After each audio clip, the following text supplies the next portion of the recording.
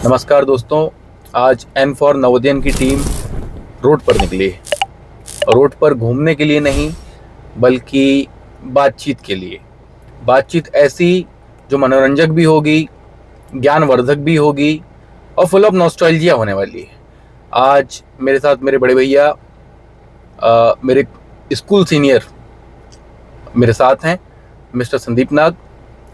इनका मैं एक संक्षिप्त परिचय आपको बता दूं कि भैया जवाहर नवोदय विद्यालय सिवनी से सन 2002 में 12th पास आउट हैं और भैया उम्र में मुझसे लगभग 14 साल बड़े हैं।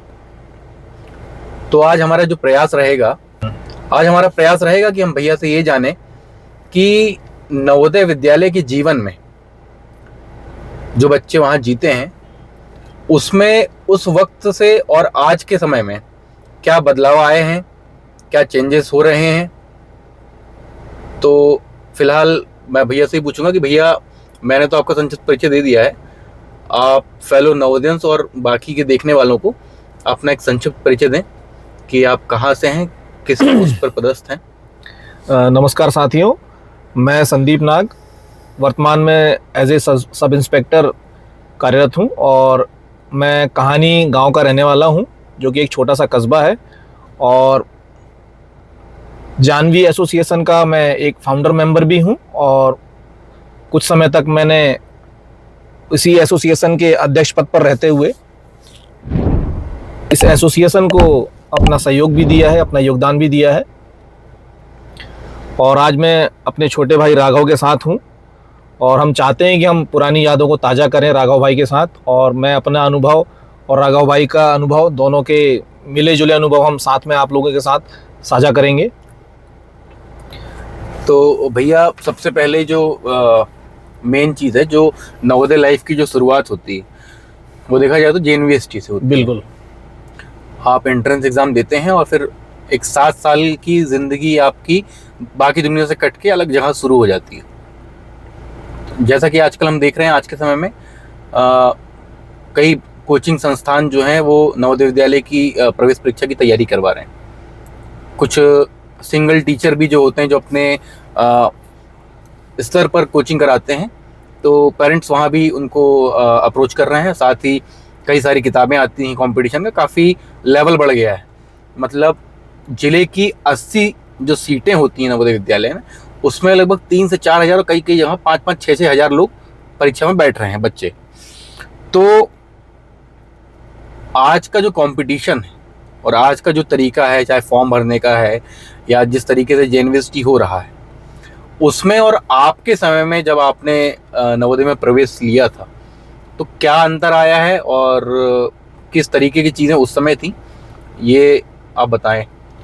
पहले तो मैं बताना चाहता हूँ राघव, जो हमारा समय था उस समय JNVST को लेके या नवोदय को लेके इतनी अवेयरनेस नहीं थी। लोगों को नहीं पता था कि नवोदय विद्यालय भी एक संस्था है। और हमारी 9th बैच थी सिवनी नवोदय के लिए, तो उस समय इतनी अवेयरनेस नहीं थी। जब मेरा सिलेक्शन हुआ था तब हमारे पापा भी बहुत खुश हुए थे कि नवोदय में सिलेक्शन हुआ है। काफ़ी सारे न्यूज़पेपर्स में उन्होंने न्यूज़ लगवाई थी।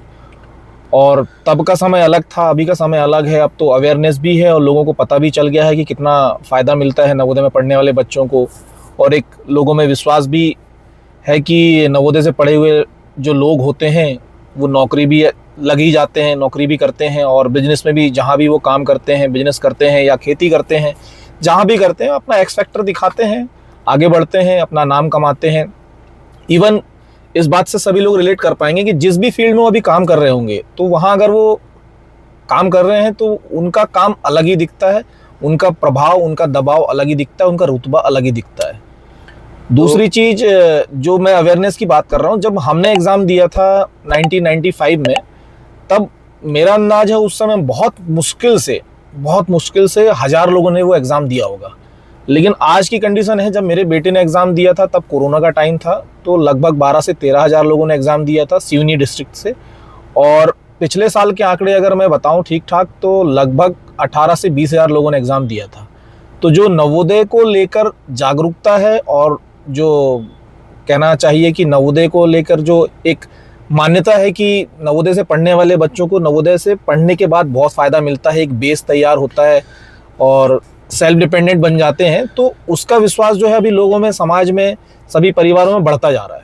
अच्छा, मैं एक चीज़ बोलूँगा कि मैं भी बहुत सुनता रहता हूँ और आप भी सुनते रहोगे, ये हमेशा नवोदय नवोदय क्यों करते हैं, मतलब क्या है ऐसा नवोदय में? बाकी स्कूल भी तो स्कूल हैं। बिल्कुल बिल्कुल, मैं इसको एक छोटी लाइन में बताना चाहता हूँ ताकि सभी लोग समझ पाएं कि जैसे कि आपने एक वीडियो में बताया भी था कि राजीव, जो हमारे राजीव गांधी जी हैं, उन्होंने इसकी स्थापना करवाई थी और इसका उद्देश्य यही था कि पिछड़े क्षेत्रों के पिछड़े लोगों को इसका फ़ायदा मिले, अच्छी शिक्षा मिले, उनको ऊपर उठने के अवसर मिले, है ना, और समान अवसर मिले आगे आने के, क्योंकि पिछड़े क्षेत्रों में, रिमोट एरियाज़ में एजुकेशन का लेवल वो नहीं था। वो चाहते थे कि वहाँ से भी जो प्रतिभाशाली लोग हैं, उनके बच्चे हैं, वो आएँ, यहाँ पढ़ें और इसका लाभ उठाते हुए आगे बढ़ें। और जैसे कि आप जानते हो, तब से लेकर आज तक 1987 शायद या 1986, अगर मैं सही हूँ तो 1986 से शुरुआत हुई थी, तब से लेकर अभी तक कितने आईएएस, आईपीएस, डॉक्टर्स, बड़े बड़े बिजनेसमैन, इवन पॉलिटिशियंस भी नवोदय ने दिए हैं। और जो भी जहाँ भी जैसे भी काम कर रहे हैं,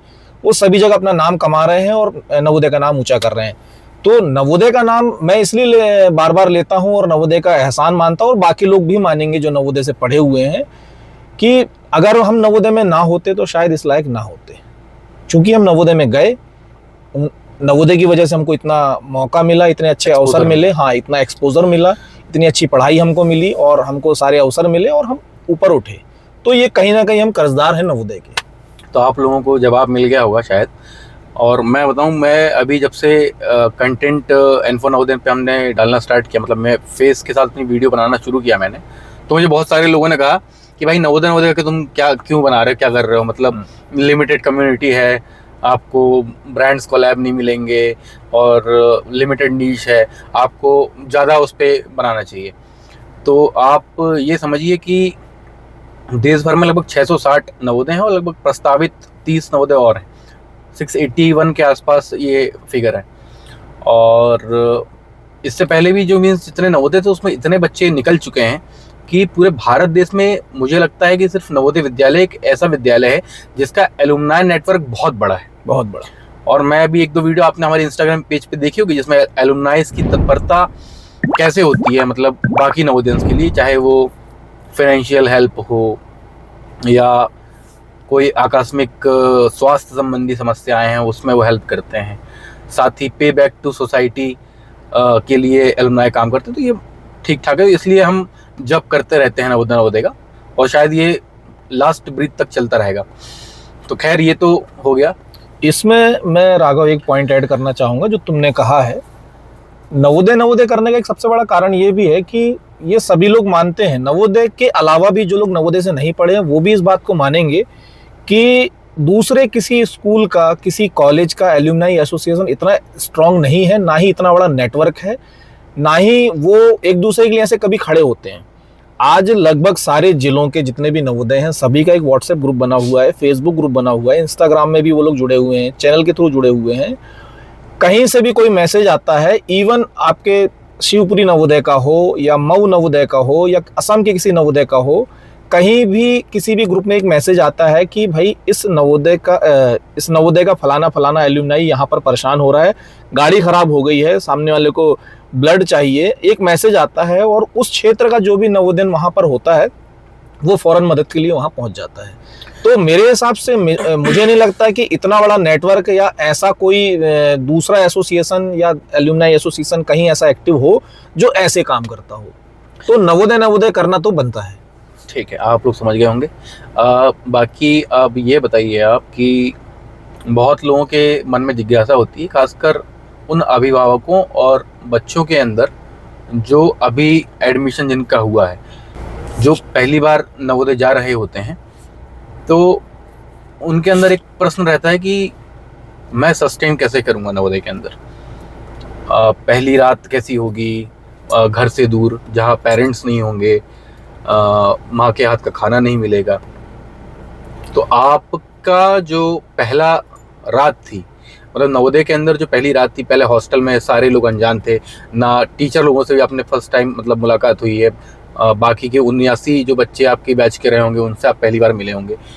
तो घर की याद और नई जगह जो आपको एडजस्ट करना था, पहली जो रात थी, उसके बारे में आप थोड़ा बताएं। देखो, मैं इसको थोड़ा अच्छे से बताना चाहूँगा कि हमारी जो जनरेशन थी, 90s वाला जनरेशन है हमारा, और अभी की जो जनरेशन है उसमें काफ़ी अंतर है, जो कि मैं इसलिए अच्छे से बता सकूँगा कि आज के बच्चे घर में भी अगर होते हैं तो पूरे टाइम मोबाइल में लगे होते हैं, उनका सारा समय मोबाइल में गुजर जाता है। तो जो एक अटैचमेंट होता है पेरेंट्स के लिए वो लगभग समाप्त हो चुका है। थोड़ा बहुत अटैचमेंट है कुछ लोगों में, कुछ पेरेंट्स की भी गलती है, कुछ बच्चों की भी गलती है। तो वो अगर नवोदय जाते हैं तो उनको उतनी होम सिकनेस नहीं होती है, वो घर को उतना याद नहीं करते हैं। लेकिन जो हमारा समय था तब हमारे पास ऐसे कोई साधन नहीं थे, ना टीवी थी, ना मोबाइल था, ना रेडियो था। तो ज़्यादातर हमारा समय जो था माँ बाप के साथ गुजरता था। माँ बाप के साथ ही हम लोग जो भी मनोरंजन साधन होते थे, जैसे 16 गोटी हम लोग खेला करते थे, 9 गोटी होती थी वो खेला करते थे, समय गुजारते थे माँ बाप के साथ। तो एक अटैचमेंट उस समय जो डेवलप होता था वो आज नहीं हो पा रहा है। तो बच्चे जो आज नवोदय जाते हैं वो सस्टेन कर लेते हैं, बहुत इजीली कर लेते हैं। इवन उनको तो अगर 12 के 12 महीने नवोदय में रखा जाए तो वो रह लेंगे। नहीं, अगर आपको याद हो तो आपकी पहली रात कैसी थी, हम वो जानना चाहेंगे। अच्छा, वो पहली रात मैं बताना चाहूँगा। पहली रात तो मिले जुले अनुभव रहे। कभी घर की भी याद आती थी, फिर नए नए दोस्त भी बने थे, नए नए दोस्तों से मिलना हो रहा था, तो मिला जुला अनुभव था। बाकी शुरुआती समय बहुत कठिन रहा। आपको ऐसा फीलिंग हुआ कि नहीं, मतलब मेरी बैच में एक लड़का था, अगर वीडियो देख रहा हो तो शायद जान जाए, वो अक्सर 6th क्लास में अपनी कॉपी के पीछे पन्ने में जेल बनाया करता था और उसके अंदर एक लड़के को रखता था। अभी हम लोग, मैंने बीएड भी किया है तो पेडागोजी पढ़ी है मैंने। पेडागोजी में ये होता है कि आप मनोविज्ञान की बातें होती, तो उस समय जो 6th क्लास में बच्चा पहुंचता है तो उसे कई बार जेल लगती है कि ये मैं किसी जेल में आ गया हूँ। और तो क्या आपको भी ऐसी कोई मींस अंदर से फीलिंग आई थी कि मैं जेल में आ गया हूँ? बिल्कुल सही कह रहे हो राघव। शुरुआत में हमें भी जेल लगी है, 9th 10th तक तो जेल ही लगी है। हालांकि हमारे समय थोड़ी सी जेल टूटी हुई थी तो हम लोग निकल के भाग जाते थे, यहाँ वहाँ अपना काम निकाल लेते थे। मैं ज़्यादा डिटेल में नहीं जाऊँगा क्योंकि हमारे प्रिंसिपल सर भी ये वीडियो देख रहे होंगे।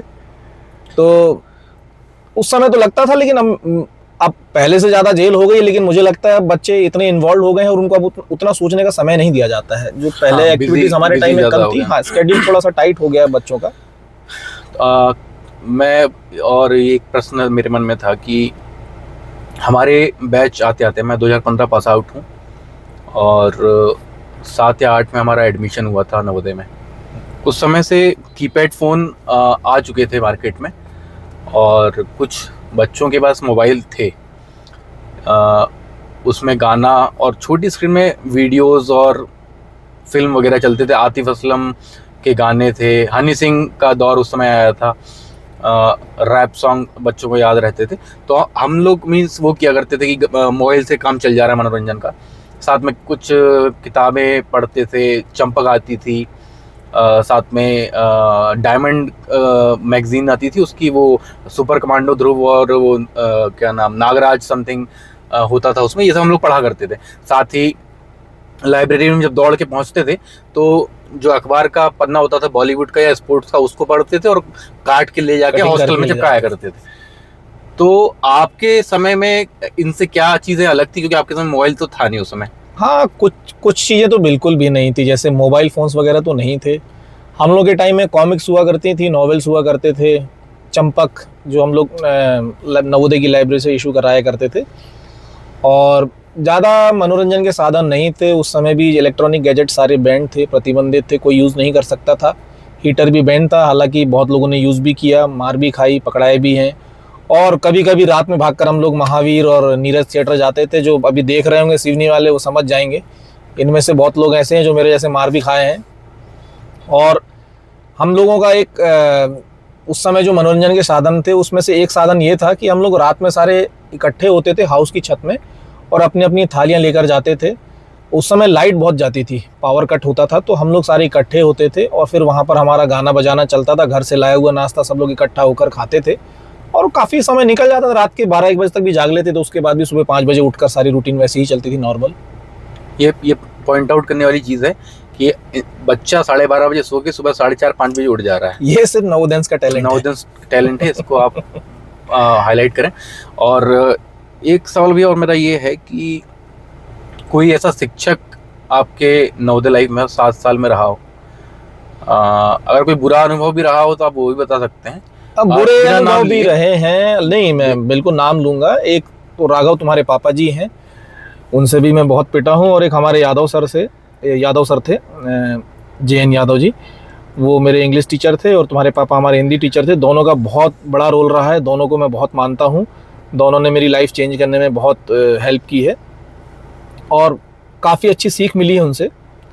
और हमारे यादव सर तो मेरे को मुझे कॉमर्स का डॉक्टर कहा करते थे। मेरी हैंड राइटिंग ही ऐसी थी कि मैं लिखता था सिर्फ मैं ही समझ पाता था, इसलिए उन्होंने मुझे नाम दिया था कॉमर्स का डॉक्टर। अच्छा, और क्या है, हम लोग बहुत बार सुनते हैं ऐसा कि नवोदय की जो डिसिप्लिन वाली लाइफ होती है या वहाँ की जो आदतें होती हैं वो लाइफ में लोगों को बहुत काम आती हैं। मीन्स काफ़ी नवोदन से आप ये सुन सकते हैं। तो ऐसी कौन सी एक आदत थी जो आज भी आपकी लाइफ में काम आ रही है, जो नवोदय के 6th क्लास से आपकी लाइफ में शुरू हुई थी और वो आपको आज भी हेल्प कर रही है? चाहे वो किसी भी तरीके हो सकती है, चाहे डिसिप्लिन हो सकता है या एडजस्टमेंट। तो मैं कहूँगा हर नवोदय के अंदर एडजस्टमेंट की जो क्षमता आती है वो स्कूल से आ जाती है। तो ऐसी कोई एक स्किल वहाँ पे रही हो या फिर कोई ऐसी चीज़ डेवलप हुई अंदर जो आज तक आपको हेल्प कर रही है? बिल्कुल। जब मैं वहाँ नवोदय गया था तब मैं बहुत ही सॉलिड टाइप का इंसान था, हर चीज़ में एडजस्ट नहीं कर पाता था। लेकिन वहाँ रहने के बाद फिर मैंने जॉब भी बाहर की, और अब नवोदय से जो मैंने सीखा ना, मैं हर हर परिस्थिति में एडजस्ट करना सीख चुका हूँ। अकेला भी रह लेता हूँ, भीड़ की भी आदत है, किसी चीज़ में आदी नहीं रहा हूँ मैं किसी चीज़ का कि ऐसी ही चीज़ें चाहिए। कई बार रोटी सब्जी मिलती है, कम नमक वाली भी मिलती है, कम मसाला भी मिलता है, तो खा के रह लेता हूँ। सारे नखरे सिर्फ घर में रहते हैं, बाहर सारी चीज़ों में एडजस्ट कर लेता हूँ। रात भर जागना हो जाग लेते हैं, सुबह जल्दी उठना उठ जाते हैं। और पंक्चुअलिटी जो मैंने सीखी है नवोदय से कि टाइम टू टाइम, अगर किसी ने कहा है 10:30 बजे तो 10:30 बजे पहुंचने के पूरा प्रयास रहता है हमारा। इसके अलावा भैया कई बार नवोदय के खाने की बहुत चर्चाएं होती हैं। बिल्कुल। और हड़तालें भी हुआ करती हैं स्कूलों में। हमारे टाइम पे हम अब इसमें मैं एक पॉइंट तुमको बताना चाहूँगा, हड़ताल से याद आया। वैसे इसको आप लोग सिर्फ एक याद के तौर पर लें, मोटिवेशन ना लें। हम लोग 6th क्लास में थे और हमारे क्लास में एक इंसिडेंट हुआ था। मैं ज़्यादा उसको हाईलाइट नहीं करूँगा क्योंकि काफ़ी लोग उससे हर्ट भी हो सकते हैं। तो इंसिडेंट ऐसा हुआ था कि हम लोग नए नए गए थे और 1-1.25 महीने ही हुआ था, और एक टीचर से हम लोग आक्रोशित हुए थे और हमको मोटिवेट किया था हमसे सीनियर्स ने। हमारे जो 11th क्लास के उस समय सीनियर थे, उनका भी नाम नहीं लूँगा मैं, सभी आदरणीय हैं मेरे, सुन रहे होंगे वो भी। तो उन्होंने हमें मोटिवेट किया कि तुम लोगों ने इतना सब कुछ सहन कर लिया, हम लोग होते तो ये कर देते वो कर देते। बहुत प्रोवोक किया, हमको मोटिवेट किया, और हम लोगों ने स्ट्राइक कर दी और शाम को हम लोगों ने खाना खाने नहीं गए। और वो पहली हमारी स्ट्राइक थी जो कि 6th क्लास में, यानी 10 या 11 साल के ही थे लगभग सभी लोग। हम लोगों ने पहली स्ट्राइक उसी समय कर दी थी। और वो कहते हैं ना कि जो फर्स्ट इंप्रेशन होता है लास्ट इंप्रेशन होता है, तो हम लोग उसी समय से बदनाम हो गए। हमारी बैच ही बदनाम हो गई कि ये बहुत बदमाश बैच है, और 12 तक वही रहा हमारा हाल। हमारी बैच में भी एक बार भैया रोटी को लेकर स्ट्राइक हुई थी। इसके बाद एक वाइस प्रिंसिपल आए थे साउथ से, मैं नाम नहीं लूँगा। तो उन्होंने बच्चों के और पेरेंट्स के मिलने का जो नियम था, आमतौर पर पेरेंट्स कभी भी आ जाते हैं मीन्स मिलने के लिए, और ज़रूरी भी है कि आप बोर्डिंग स्कूल में बच्चा पढ़ रहा है तो मिलना जुलना ज़रूरी भी है, कि नहीं तो अकेलापन लड़के को लगेगा या जेल वाली फीलिंग आएगी। तो उन्होंने क्या किया था कि उन्होंने वीक में एक दिन का नियम बना दिया था, और किसी संडे पेरेंट्स आए और उन्होंने गार्ड से कह दिया कि आप किसी पेरेंट्स को अंदर नहीं आने देंगे। तो सारे पेरेंट्स बाहर थे, और ये बच्चों को जैसे ही जानकारी लगी, उन्होंने सीधे सीनियर्स ने ही मतलब प्रोवोक किया और सारे बच्चों ने हड़ताल की, और खाना खाने कोई नहीं गया। मतलब गर्ल्स चली गई थी, लड़कों को यहाँ सीनियर्स ने बाहर से बंद भी कर दिया था, गेट था उसे बंद कर दिया, और कहा कि नहीं, जब तक ये पेरेंट्स को अलाउ नहीं हो, अगर आप करेंगे अंदर मिलने के लिए, तब तक हम खाना खाने नहीं जाएंगे। तो फिर यही होना था कि बच्चों की बात मान ली गई और पेरेंट्स को मिलने दिया गया। खैर ये हो गया। अब स्ट्राइक तब तक सही है जब तक आप सही मांगों को लेकर आप स्ट्राइक कर रहे हैं और उसमें आप कोई हिंसा नहीं कर रहे हैं आप, क्योंकि विद्यालय के अंदर जो भी चीज़ें लगी हैं, इक्विपमेंट्स लगे हैं या जो भी चीज़ें लगी हैं, वो आपका ही पैसा है, आपके पिता का पैसा है, आपके घर के जो बड़े हैं, जो भी टैक्स पेयर हैं, उनका पैसा है। तो आप हिंसक स्ट्राइक कहीं से भी उचित नहीं है। बाकी आप भूख हड़ताल कर सकते हैं, या जो भी अगर सही मांग है तो आप कर सकते हैं। आप पहले टीचर से भी बात कर सकते हैं। बिल्कुल, मैं 2 पॉइंट्स इसमें राघव तुमसे डिस्कस करना चाहूँगा और अपने जो दर्शक हैं उन तक भी ये पहुँचाऊँगा। जो भी बच्चे पढ़ रहे हैं, अगर ये वीडियो देखेंगे तो आप लोग भी इस चीज़ का ध्यान रखें। स्ट्राइक करना, प्रोटेस्ट करना, अपनी आवाज़ उठाना, अपने हक की बात करना सही है, लेकिन सब कुछ पीसफुल होना चाहिए, विथ रिस्पेक्ट होना चाहिए। टीचर्स की कहीं से भी डिग्निटी, नवोदय की डिग्निटी, उससे हार्म ना हो, उसका नुकसान ना हो, ध्यान रखें। दूसरी चीज़ जो अभी अपन ने बात की, तुमने बोला राघव कि पाबंदियाँ लगाई गई हैं पेरेंट्स से मिलने के लिए, तो वो देखो, मैं भी एक पेरेंट हूँ, मेरा बेटा भी इस समय 11th में पढ़ रहा है ना, और मैं जाता आता रहता हूँ नवोदय में, प्रिंसिपल सर से भी मेरी चर्चाएं होती हैं। तो उनका भी जो नज़रिया है, एक as a teacher, as a principal, उनका जो मैं देख पाया हूँ, समझ पाया हूँ, तो वो ये है कि क्या होता है कि नवोदय के टीचर्स ऑलमोस्ट 18 घंटे 16 घंटे ड्यूटी करते हैं। तुमने देखा होगा, सुबह 7 बजे से उठते हैं, 5 बजे से 24 घंटे ही कह सकते हैं उसको। बिल्कुल, बस सोने का ही टाइम मिलता है। मेस वर्कर्स को तो उसमें भी बहुत दिक्कत होती है, मेस वर्कर्स के लिए। तो होता यह है कि अब टीचर्स को इतना टाइम मिलता नहीं है। अब होता यह है कि संडे के दिन भी, ये हर संडे या हर सैटरडे, हर मंडे कभी भी आ जाते हैं पेरेंट्स, तो उससे क्या होता है, उनकी रूटीन डिस्टर्ब होती है। वो लोग थोड़ा सा आराम चाहते हैं। तो उनके पॉइंट ऑफ व्यू से देखा जाए तो उनके नियम बनाने भी सही हैं। प्लस जो पाबंदियां लगाई गई हैं कि बाहर ना निकल पाएँ हर दिन या हर हफ्ते में, वो घर ना जा पाएँ, तो पाबंदियां भी जरूरी हैं ताकि पढ़ाई भी डिस्टर्ब ना हो, टीचर्स भी डिस्टर्ब ना हो, और कोई जो नुकसान हो सकता है बच्चों को वो भी ना हो।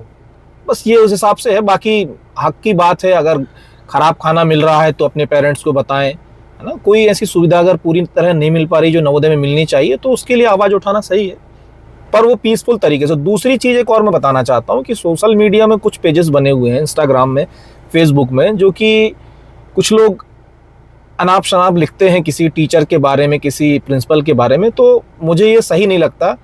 मुझे लगता है कि ये तरीका गलत है। वो जैसे भी हो, लेकिन इस तरह से किसी को सोशल मीडिया में नाम लेकर अटैक करना गलत लगता है, डिफेम करना गलत। हाँ बिल्कुल, ये ऐसी चीज़ें बंद करनी चाहिए। और मैं सभी से निवेदन करूंगा कि अगर आप लोग ऐसा कर रहे हैं तो बिल्कुल ना करें। ये बताइए कि क्या नवोदय की जो 7 साल की दोस्ती होती है, क्या वो नवोदय के बाहर भी चल पाती है?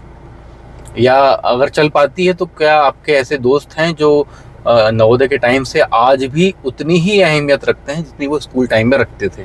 मेरे देखो बहुत गिने चुने दोस्त हैं, जिनमें से 2 या 3 ही हैं जो नॉन नवोदयन हैं। बाकी लगभग मेरे सारे दोस्त नवोदयंस ही हैं। और मैं एक चीज़ और बताना चाहता हूँ कि हमारा जो 2002 बैच है वो बहुत स्ट्रॉन्ग बैच है, और हमारा साल में 2 बार रियूनियन होता है ना। कभी नागपुर में, कभी जबलपुर में, अलग अलग जगहों में हम लोग रियूनियन करते हैं। हमारा अभी लेटेस्ट, हम लोग लास्ट वीक ही हमारा रियूनियन हुआ है जबलपुर में, और हम लोग पुरानी यादों को ताज़ा करते हैं, अपनी सारी चिंताएं भूल जाते हैं। तो हमारी दोस्ती तो बहुत पुरानी है, और आज भी है, और आगे भी रहेगी। इस दोस्ती को तो हम नहीं चाहते कभी किसी की नज़र लगे। तो नवोदय की दोस्ती ऐसे ही अमर रहे और चलती रहे। बिल्कुल। और ये अब हम देखते हैं कि काफ़ी चीज़ें बदल चुकी हैं आपके समय से। फिर भी अगर मान के चलते हैं कि आप शिक्षा मंत्री हो देश के, और आपको मौका मिले कि आप नवोदय विद्यालय में कुछ चेंजेस कर सकें, कुछ बेहतरी के लिए कर सकें, तो ऐसे क्या कदम होंगे जो आप नवोदय विद्यालय के लिए उठाएंगे? तुम कह रहे हो कि मैं अगर बन जाऊं शिक्षा मंत्री, तो सच कहूं तो मैं सबसे पहले कॉलेज की स्थापना करवाऊंगा नवोदय का ही, जो कि 12th के बाद नवोदय की कोई सुविधा नहीं होती है। तो मैं चाहता हूं कि जितनी भी पढ़ाइयाँ होती हैं 12th के बाद में, जितनी भी डिग्रीज़ होती हैं, वो सारी नवोदय के थ्रू मिले, नवोदय का ही एक कॉलेज हो। ये मेरी इच्छा है।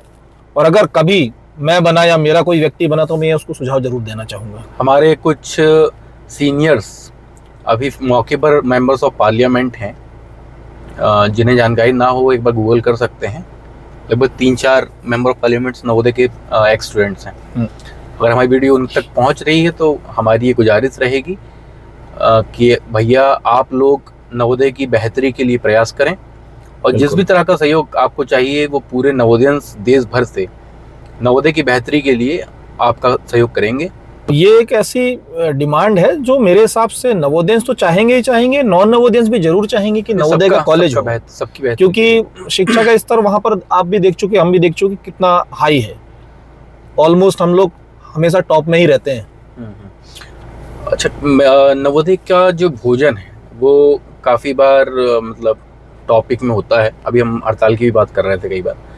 तो हमारे टाइम पे इडली हम लोग बहुत पसंद किया करते थे। मेरे बैच के कुछ लोग थे, अगर वीडियो देख रहे होंगे शायद समझ भी जाएगा वो, कि 20-20, 25-25 इडली निपटा देते थे। पूरी सब्जी खाते थे और फ्राई राइस। और हमारे यहाँ कर्नाटक से माइग्रेशन था तो चित्रान्ना बना करता था। फ्राइड राइस तरीके से ही होता है लेकिन उसमें थोड़ी से चेंजेस होते हैं, तो वो लगभग चित्रान्न अलग बनता है, तो वो भी बहुत खाया करते थे। तो आपके समय में मेस का ऐसा क्या भोजन या नाश्ता था जो बच्चे चाव से खाते थे या आपको बहुत पसंद था? देखो, हमारे टाइम में तो लगभग सारे नाश्ते सभी को पसंद थे।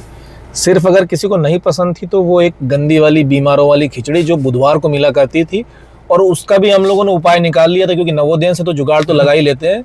तो हमको पता होता था कि बुधवार को खिचड़ी बनेगी। रात में भी हम लोग मेस वाले भैया लोगों से पूछ लेते थे कि कल खिचड़ी बनने वाली है, तो वो बता देते थे। तो हम लोग कुछ नहीं करते थे, 4 से 6 रोटियां चुपचाप से जेब में भर के हॉस्टल तक लेके जाते थे। सुबह उसी रोटी को चाय के साथ या फिर जो घर का नाश्ता रहता था उसके साथ खा लेते थे। ये तो ज़्यादा शिकायतें हमारी खाने को लेकर नहीं रही हैं, क्योंकि जो भी मिलता था अच्छा ही था हमारे टाइम में। फास्ट फूड का कोई ऑप्शन था कि नहीं? फास्ट फूड जैसी उस समय हमने चीज़ें सुनी भी नहीं थी। ये नोट करने वाली बात। आज बच्चों के पास बहुत कुछ है। अच्छा, जैसे आजकल के बच्चे डेली यूज़ आइटम को बेच के, मतलब इससे आप, फिर वही बात है कि आप बिल्कुल मोटिवेशन ना लें, ये सिर्फ यादों का पिटारा है जो खुल रहा है। और आज के बच्चे भी, जो भी रिसेंट बैचेस हैं, वो भी इसको रिलेट करेंगे कि बच्चे डेली यूज़ का जो आइटम मिलता है, मतलब नवोदय में आपको सारी चीज़ें मुफ्त मिलती हैं। तेल, टूथपेस्ट, साबुन, चीज़ें मिलती हैं, तो बच्चे उसको बेच कर पैसा जो इकट्ठा होता है उसका फिर मैगी पार्टी होती है। और ज़रूरी नहीं कि हीटर से ही करें, कई बार पत्थर जोड़ के और जो रफ पेजेस होते हैं उसको जला के, जब तक वो पूरा मैगी पक ना जाए तब तक वो कागज़ जलता रहेगा। और ऊपर मतलब बड़ा तगड़ा सिस्टम है, इस पर रिसर्च हो सकती है कि कैसे आप बियर ग्रिल्स भूल जाएगा कि अगर नवोदयंस को देख लो, बियर ग्रिल्स का जुगाड़ आपको फीका लगेगा। तो अभी के बच्चे जो मैगी बनाते हैं, आपके टाइम पर मैगी तो रही नहीं होगी, हमने तो मैगी का नाम भी नहीं सुना था। हाँ, तो आपके समय में हॉस्टल में क्या बनता था? हमारे टाइम में तो जो लेटेस्ट चीज़ आई थी नाश्ते में वो थी इडली, जो कि हमने पहली बार सुनी थी, क्योंकि कर्नाटक साइड की ये डिश थी। कर्नाटक वाले ही ज़्यादा खाते थे, हम लोगों ने पहली बार देखी थी। वो 10th क्लास में हम लोगों को पहली बार मिली थी। और मैगी जैसी चीज़ें हम लोगों ने कभी नहीं सुनी। हाँ, देखिए, मोटिवेशन ना लें, मैं फिर से बताना चाहूँगा, बार बार कह रहा हूँ, भाई भी बार बार कह रहा है, अनुभव हम अपने पुराने बता रहे हैं। तो हम लोगों ने भी फ्राइड राइस बनाया है हीटर से चुपचाप से, और अंडा करी भी बनाई है, कई बार चिकन भी बनाया है, कई बार रोटी भी गर्म की है, पापड़ भी खाए हैं। पर अब जब बेटा गया तब समझ में आता है कि ये सब चीज़ें क्यों मना की गई हैं, क्यों प्रतिबंधित हैं, क्योंकि रिस्क बहुत होती है। आप लोग ये ना करें, सभी से मेरी गुजारिश है। बाकी एक अनुभव में बताना, एक नहीं 2 अनुभव बताना चाहूँगा। एक लेटेस्ट है अभी इस जनरेशन का, कि कुछ दिन पहले प्रिंसिपल सर ने मुझे बताया था कि कुछ लड़के मैगी बनाते हुए पकड़ाए थे। वो पुरानी नोटबुक्स के पेपर जलाकर, और जो खाना हम लोग मेस के बाहर एक डब्बे में नहीं डाला करते थे, तो वो मेटल का एक डब्बा था, उसमें कुत्ते खाना खाया करते थे। और उस डब्बे को ये लोग हॉस्टल ले गए, उसको बढ़िया साफ़ किया, धोए, और करीब इतना बड़ा था वो डिब्बा। उस डिब्बे को बढ़िया साफ़ करके इन लोगों ने भंडारे वाली मैगी बनाई और रात भर भंडारा किया, और सुबह लाके वैसे ही छोड़ दिया। पर सीसीटीवी लग चुके हैं तो लड़के पकड़ा गए थे, पिटाई भी हुई, जो कि होनी चाहिए क्योंकि रिस्क भी है, आग जैसी चीज़ है, डर रहता है, ख़तरा रहता है ऐसी चीज़ों से। और पुराना एक अपना अनुभव बताना चाहूँगा कि हम लोगों के टाइम में बिस्किट, अंडे और सेब वगैरह, केले वगैरह मिला करते थे। तो क्या होता था कि कुछ लोग क्लास में हमारे या हाउस में हमारे जूनियर्स या बैचमेट्स जो होते थे, कुछ लोग अंडे नहीं खाते थे। तो उस समय एक बिजनेस चला करता था, जिसको अंडे नहीं खाने होते थे हम उसको फोर्स करते थे कि तू आज अंडे ले ले, और अगली बार जब बिस्किट मिलेगी तो हम तेरे को हमारी बार्टर सिस्टम, हाँ, वस्तु विनिमय, बिल्कुल बार्टर सिस्टम था वो तो ये चला करता था। काफ़ी लोग इससे रिलेट कर पाएंगे जो उस समय ये किए होंगे। ये कुछ पुरानी यादें हैं। भैया आप बताइए कि हम आमतौर पर सुनते हैं, और हमने भी अभी वीडियो में कहा भी है कि नवोदय का एलुमनाई नेटवर्क बहुत बड़ा है। बिल्कुल। तो क्या सच में एलुमनाई कुछ काम भी आते हैं कि ये सिर्फ ऐसी संख्या आप जोड़ के रखी है नवोदय को? नहीं, देखो, जो नवोदयंस हैं उनको सबको पता है, कि नवोदयंस का नेटवर्क कितना बड़ा है और कितना हेल्पिंग है। हमेशा कोई ना कोई किसी न किसी ज़िले में कहीं ना कहीं खड़ा है, आप बस एक मैसेज डालें। जैसे कि मैं अपना एक अनुभव शेयर करना चाहता हूँ। रिसेंटली मेरा एक इंजरी हुआ था फुटबॉल के दौरान, तो मुझे ऑपरेट करवाना था और नागपुर में करवाना चाहता था। तो मैंने एक परिचित हैं, हमारे सीनियर हैं, प्रशांत सावरकर भैया, जो एम्स में हैं, उनसे मेरी बात हुई और उन्होंने डॉक्टर रेंगे जो है, संगीता रेंगे दीदी हैं, उनका नंबर दिया। उनसे कनेक्ट हुआ मैं डॉक्टर नवीन पुठारे जी से, जो कि मेरे 2 साल जूनियर हैं, वर्धा नवोदय से 2004 पास आउट। तो बस मुश्किल से 15 मिनट में कनेक्ट हो गया। 15 मिनट में उनसे बात हुई, उन्होंने बोल दिया भैया आप कल आ जाइए, और 3 दिन के अंदर उन्होंने ऑपरेट कर दिया। सारी चीज़ें बहुत स्मूथली हो गई। मेरा हेल्थ इंश्योरेंस भी था, उनकी हेल्प से सब कुछ आसानी से हो गया। तो नवोदयंस का काम, नवोदयंस हमेशा करवाने में आगे होते हैं, और ऐसा नहीं कि दूसरों का नहीं करवाते, दूसरों का भी करवाते हैं। बाकायदा आप नवोदय के नेटवर्क के थ्रू जाएं तो काम होता है।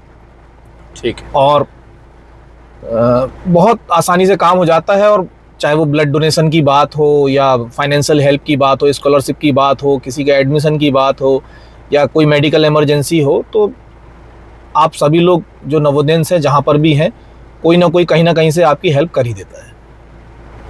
जैसा कि हमें भी ज्ञात है और आप जो नवोदय को जानते हैं उन्हें भी अच्छे से पता है, हमारे पूर्व प्रधानमंत्री स्वर्गीय श्री राजीव गांधी जी ने नवोदय की स्थापना की थी। और जो नवोदय खुलने का, देश में नवोदय खुलने का जो उद्देश्य था, वो ग्रामीण क्षेत्र के उन प्रतिभावान बच्चों को आगे लाना था जो सक्षम नहीं थे। उनको फ्री एजुकेशन, उनको फ्री फूड और एक ऐसी वर्ल्ड क्लास एजुकेशन प्रोवाइड कराना था जो देश के लिए एक रिसोर्स साबित हो। आज शिक्षा मंत्रालय का नाम शिक्षा मंत्रालय है। ये पहले human resource and development ministry हुआ करती थी, मानव संसाधन एवं विकास मंत्रालय। बिल्कुल। लेकिन आज मुझे ऐसा लगता है कि नवोदय में वो बच्चे ज़्यादा पहुंच रहे हैं जो कोचिंग अफोर्ड कर पा रहे हैं, या फिर बाकी लोगों से ज़्यादा वेल्थ में आगे हैं, वो ज़्यादा पहुंच पा रहे हैं। तो आपको क्या लगता है कि ऐसा है? और अगर ऐसा है तो किस तरह के बच्चों की पहुंच नवोदय तक होनी चाहिए और किन्हें जेएनवीएसटी के थ्रू नवोदय में आना चाहिए?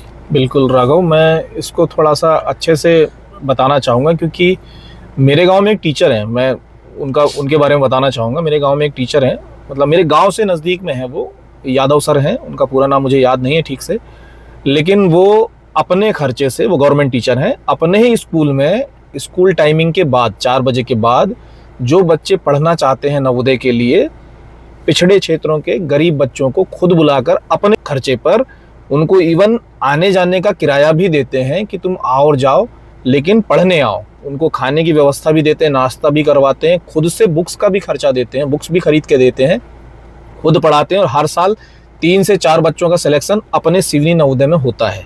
और मेरे हिसाब से अभी उनका जो पहला बच्चा था वो अभी 12th पास आउट हो चुका है, और उम्मीद करता हूँ उनका पढ़ाया हुआ बच्चा आगे जाएगा और उनका नाम रोशन करेगा और नवोदय का भी नाम रोशन करेगा। दूसरी चीज़ मैं ये कहना चाहता हूँ, ये तो हो गए वो जो सेवा भाव से कर रहे हैं, जो चाहते हैं सच में कि पिछड़े क्षेत्रों के बच्चे जाएं और नवोदय में एडमिशन पाएं, अच्छी शिक्षा पाएं और ऊपर उड़ें और अपने समाज को भी ऊपर उठाएं। लेकिन अभी क्या हो रहा है कि थोड़ा सा इसमें कमर्शियलाइज हो गई है नवोदय की शिक्षा भी। मैं नाम नहीं लूँगा, लेकिन वो समझ जाएंगे मैं किन की बात कर रहा हूँ। कुछ लोग ऐसे हैं जिन्होंने अभी इसको एकदम प्रोफेशन बना दिया है। नवोदय के नाम पर वो लोग महंगी महंगी फीस लेते हैं और सिलेक्शन भी होते हैं उनके, लेकिन जब महंगी फीस ले रहे हैं तो वो पिछड़े क्षेत्रों के गरीब बच्चे तो नहीं हो सकते। साल भर की उनकी 40,000 50,000 फीस है, वो गरीब बच्चे, मजदूरों के बच्चे, किसानों के बच्चे अफोर्ड नहीं कर पाते। छोटे जो मध्यम वर्ग के जो लोग होते हैं वो लोग अफोर्ड नहीं कर पाते हैं। तो होता ये है कि अब जो हो रहा है कि जिनको नवोदय की सच में ज़रूरत नहीं है, जो अच्छे स्कूलों में भी पढ़ सकते हैं, जो पेरेंट्स हैं जो बहुत सक्षम हैं, अच्छी अच्छी पोस्ट में हैं, बड़े घरों से आते हैं और बड़े ज़मींदार लोग भी हैं, जो अच्छे स्कूलों में अपने बच्चों को पढ़ा सकते हैं, वो भी महंगी फ़ीस देकर अच्छी पढ़ाई करवाकर और बच्चों को एडमिशन दिलवा रहे हैं नवोदय में। लेकिन उससे हो ये रहा है कि जिनको सच में ज़रूरत है, जिनके लिए नवोदय की स्थापना हुई थी वो बच्चे वहाँ तक नहीं पहुँच पा रहे हैं। कुछ बच्चे पहुँच पाते हैं, लेकिन मुझे लगता है कि जो डिज़र्व करते हैं, जो रिमोट एरिया से, जो छोटे छोटे गांव हैं, जो जहां पर अभी भी पावर कट है, इवन पावर भी नहीं है कुछ गांवों में, तो वहां के बच्चे अगर नवोदय पहुंचेंगे तो मेरे हिसाब से नवोदय की जो उद्देश्य, नवोदय का जो स्थापना का उद्देश्य था वो पूरा होगा। तो मैं चाहता हूं पेरेंट्स इस बात को समझें, जिनके बच्चे अभी नवोदय में नहीं पहुंचे हैं, अगर वो मेरी अपील सुन पाएँ, समझ पाएँ, तो अगर आप सक्षम हैं अपने बच्चों को अच्छे स्कूल में पढ़ाने के लिए, अच्छी सुविधा दे सकते हैं, तो कृपया आप लोग नवोदय के लिए प्रयास ना करें।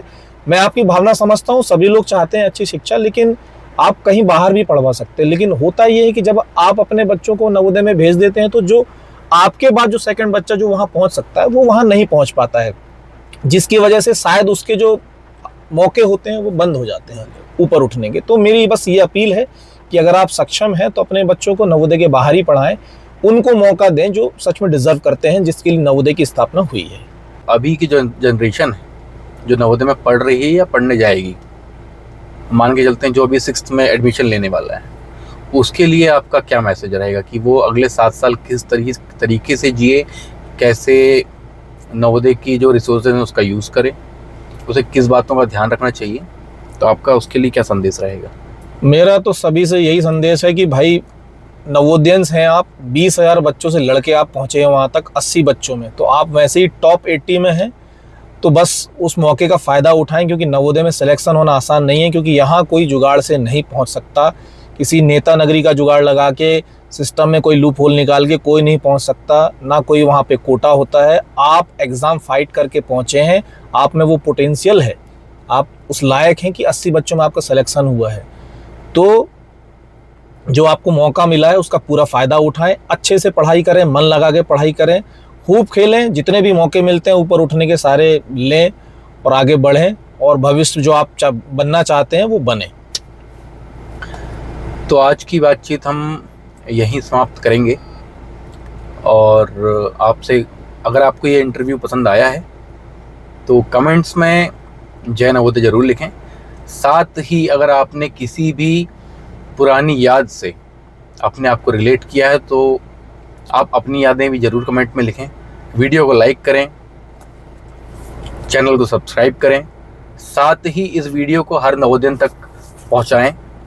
और आगे ही अगर आपको ऐसे ही इंटरव्यूज़ सुनने हैं, नवोदय के काफ़ी सीनियर्स हैं जो अलग अलग मुकाम पर पहुंच चुके हैं, अगर आप उनसे उनकी बातचीत सुनना चाहते हैं, उनकी सक्सेस स्टोरी सुनना चाहते हैं, तो आप वो भी हमें DM कर सकते हैं इंस्टाग्राम पे, या कमेंट में भी लिख सकते हैं।